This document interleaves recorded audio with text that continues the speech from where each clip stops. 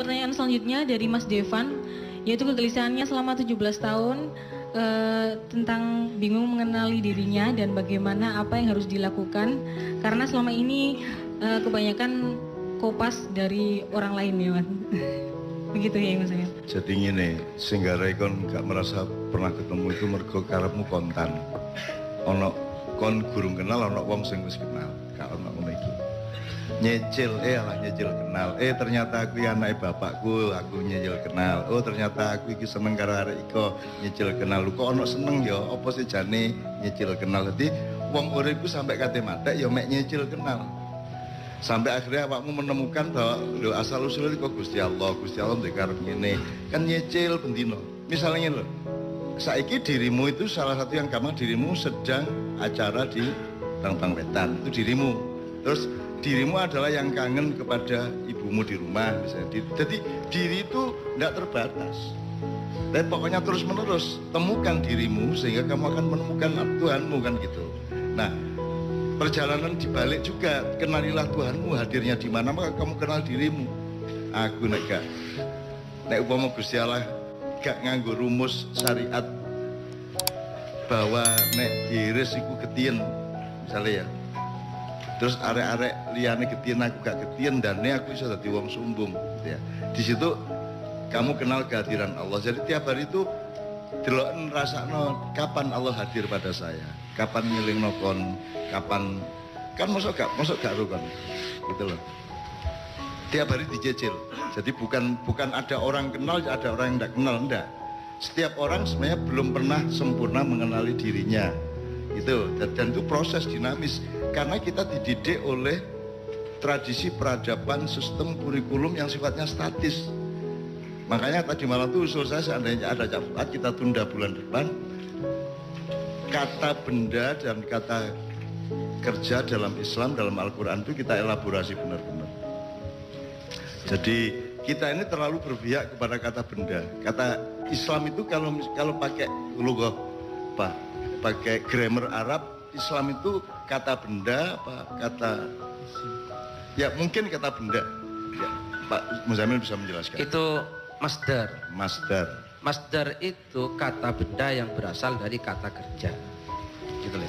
Jadi kata kerja yang dikata bendakan ini Rek, wah perempuan satu itu menarik itu kata kerja. Nek perempuan itu menarik berarti kan kata benda. Tapi kata menarik itu sendiri adalah kata kerja. Nah, kata kerja yang menjadi kata benda namanya masdar. Nah, Islam itu kata kerja. Cuman cek gampang awakmu menemukan wong sing penggaweane nyelametno wong, iku wong Islam.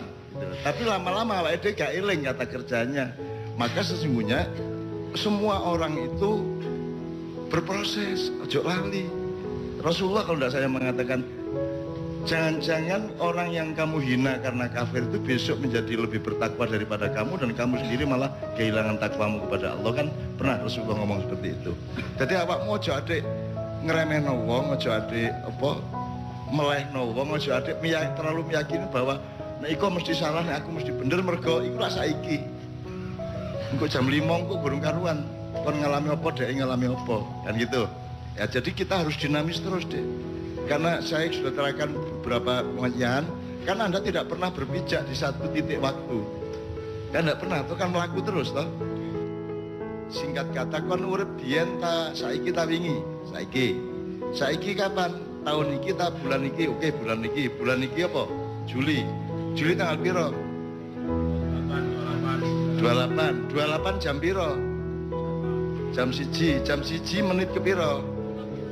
57 detik ke piro? Detik ke 17 dalam sekon ke berapa? Nek dicilik aja iso tak gak? Terus sampai mikro nano sampai gak iso kok. Anda sebenarnya tidak pernah berpijak secara permanen di suatu tempat dan waktu. Anda selalu mengalir. Maka barang siapa terlalu menilai-nilai orang lain dan masalah-masalah di sekitarnya dengan kata benda atau dengan pedoman yang statis, mandek, maka dia akan salah paham. Karena yang dinilai dia mengalir terus, dia sendiri sudah mandek di dalam penilaiannya itu. Tadi malam kan Cak Amin ngasih tahu bahwa bersatu itu syaratnya ya mencair. Jadi air itu kalau supaya bisa dipecah dia harus membeku. Jadi kalau kamu mandek membeku jadi padet kon gampang dipecah. Makanya maiyah itu cair pol. Nek cair kok sigar kaya apa kok geraji. Kon nang jeding kono nggo geraji nggo tali. Wis sak karepmu gendeng kon ya nggo segala macam. Kok catut sret gak iso. Nganggo tang nganggo apa gak iso. Ya.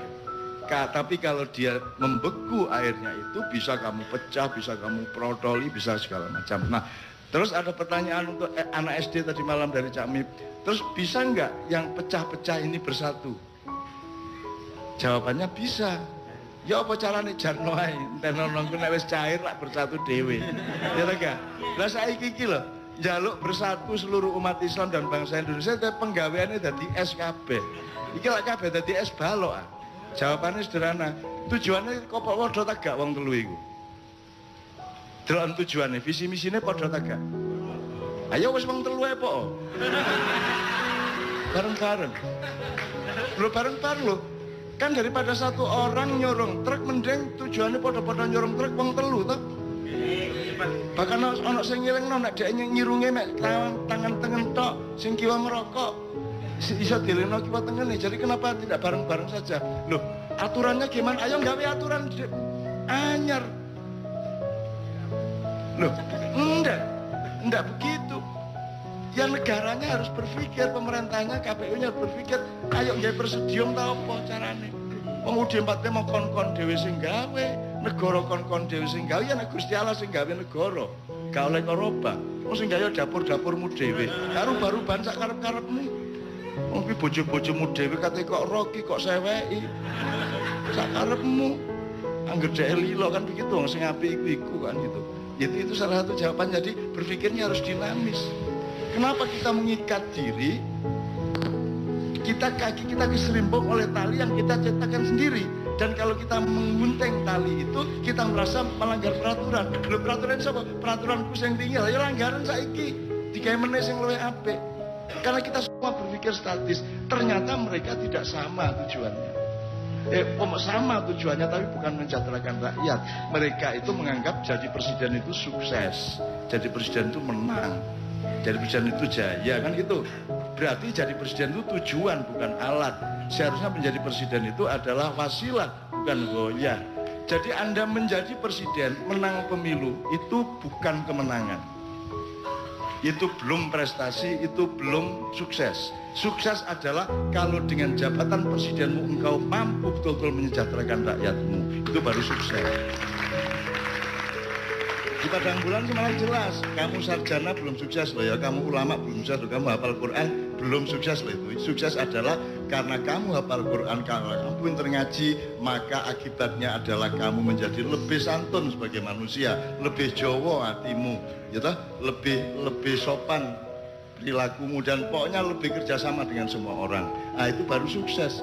Karena Allah bilangnya kan fal ya'mal amalan sholihan, bukan fal ya'mal amalan haqqan. Soleh itu satu komposisi yang lebih lengkap dan ada sebab akibatnya, ada ujian-ujian yang ditempuh untuk menjadi soleh. Kapan-kapan kita bicarakan itu. Gitu loh. Bukan fal ya'mal amalan haqqan. Karena benar itu belum tentu soleh.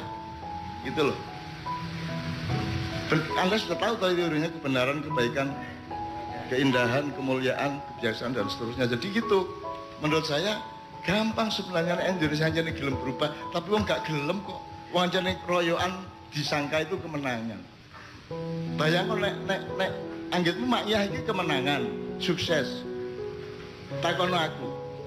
Loh, aku gak duwe sukses apa-apa. Wong makyah aku gak iso gawe. Wani ta aku ngerencanakno makyah. Pokoknya aku akan kumpulkan. Bung Karno mengatakan kasih aku 10 pemuda akan aku guncang dunia. Dari Bung Karno. Beri aku konek Angbang Wetan. Akan aku ajak dia sampai jam 3 pagi dengan penuh riang gembira. Wani aku ngomong ngono. Iki lak dadi dhewe aku gak melok-melok. Sapa sing gawe rek? Gusti Allah. Wani aku ngomong ku karyaku. Gak. Dan aku gak eman, aku gak berkarya, aku gak prestasi, gak eman. Wong anjen dasare menungso prestasi opo? Kon dondom drijine rek Gusti Allah. Kon nurani bojomu iku gentalumu ya teko Gusti Allah. Koyok dadakmu dhewe lemu bangga. Tidak ada prestasi manusia. Manusia itu yang ada adalah dia berpartisipasi, namanya ibadah kepada Allah. Tapi segala sesuatunya yang mendadekno yakun itu Allah. Allahu yakunu kulla syai'. Kan gitu. Yuk kawinu kulla syai'. Ya, ini saya ambil dari kun fayakun. Allah yakunu kulla syai'. Kun, kemudian Allah dia sendiri yang yakunu syai'an. Kan gitu. Jadi kita tuh tidak pernah murni berprestasi, tidak ada. Gak ono, opo ae wis ceritane wis. Jadi itu membuat kamu kenal dirimu. Jadi ya. Jadi kan aja bagusi yo, gak usah. Omong kon nyadu bal mlebu iku anggitmu kon baleni iso mlebu ta. Ya gak salah dapurmu. Wis ta iku kebetulan iku ono malaikat iseng-iseng alah sakno arek iki. Iki mbokne nonton iku nek sampe gak mlebu iku semaput, gak apa-apa cek mlebu. Ngono malaikate kok. Itu yang menyebabkan orang Jogja itu tidak mau menang sampai hari ini. Ya karena kita punya kebiasaan hidup. Gak kayak Surabaya kepengin menang kalah pingin. Nek Jogja aja nih, loh, ya tau kalah tau, malah ngono ya tau, ya sip. Memang tujuan kita kalah. Kasihan. Mereka sudah datang jauh ke Jogja, masa kita yang menang.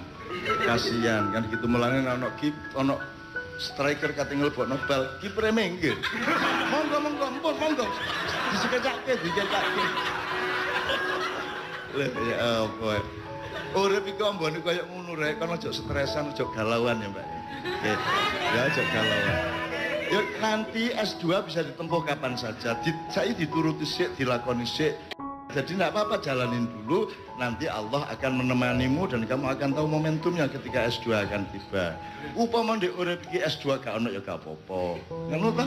Apa ta S2 itu gak ono nanti pertanyaan di kuburan yang ndak ada. Di alam barzah yang ndak ada pertanyaan itu yang penting kamu menjalankan dharmamu nek carane wong umum ya dharmamu. Pokoknya apa qadar Allah boleh diikutin, dititeni, dan itu jalankan dengan ikhlas. Ridholah kepada Allah, maka perolehannya adalah Allah ridho kepadamu. Yang gitu. Ini ya, oke.